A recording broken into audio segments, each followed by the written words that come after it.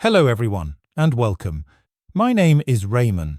I'm a symphonic and progressive rock musician who arrived 40 years too late, and above all, a great admirer and student of the music from this extraordinary era. This is a place where we talk about some of the greatest songs and bands from the golden age of modern music, the 60s, 70s and 80s. If you're new to the channel, I'd love you to subscribe. It's completely free. And if you enjoy this reaction, don't forget to leave a like.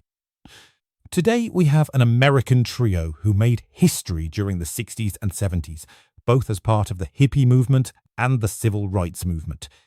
Within these movements, there was a genuine sense of camaraderie among singer-songwriters who would often perform one another's songs. Some of those songs went on to become true anthems, and standing out above almost all of them was Blowin' in the Wind, which we're returning to today, this time performed by Peter, Paul and Mary. One of their great performances took place at the famous March on Washington in the 60s, an iconic event within the movement.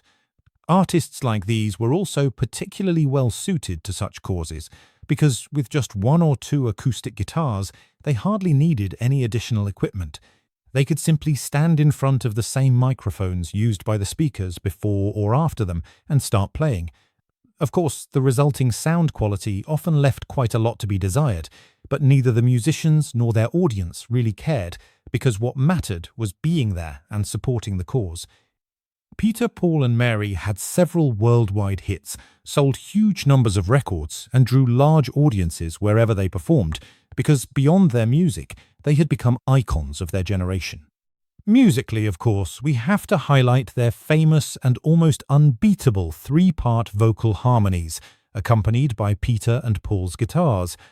Together, they created a very distinctive sound that belonged entirely to the trio and was instantly recognisable as part of that era. And, as happens with the truly great artists, their music is still being listened to today and hasn't lost its appeal after all these years. As always, I encourage you to listen very carefully, because artists from this era often reveal new details with every listen, and sometimes it's the simplest musical ideas that move us most deeply. So, fasten your seatbelts. Here we go.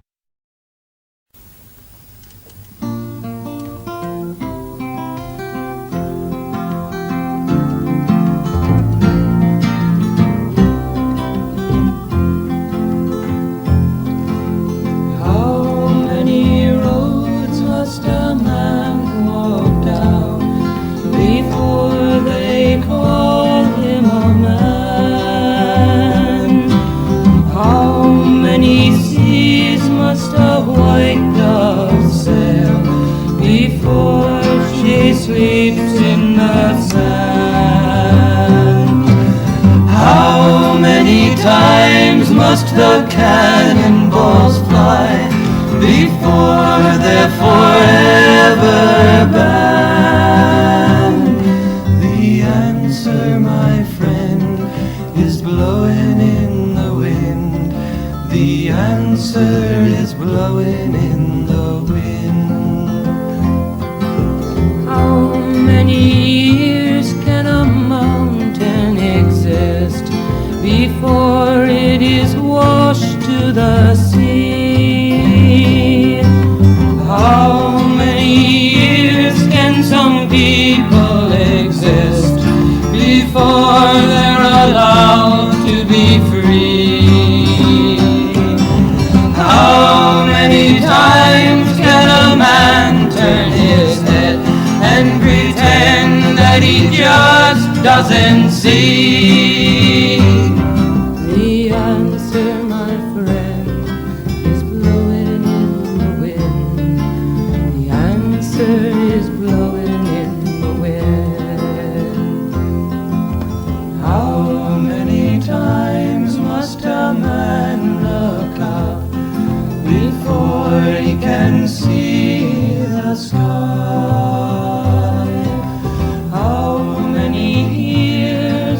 One man have before he can hear people cry? How many deaths will it take till he knows that too many people have died. The answer, my friend, is blowing in the wind. The answer is blowing in the wind.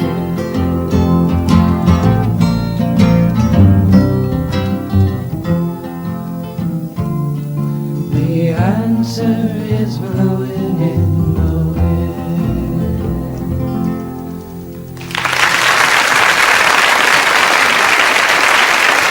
Of all the many versions of this song, both studio recordings and live performances, this is my favourite of them all. And that's because of all the artists surrounding this movement at the time, Peter, Paul and Mary were probably the most musically talented and, in my opinion, the best sounding. I also wanted us to compare their version with Dylan's version that we listened to the other day, because it's fascinating to hear how they can almost sound like two completely different songs, depending on who's performing them. Well, my dear friends, we've reached the end once again.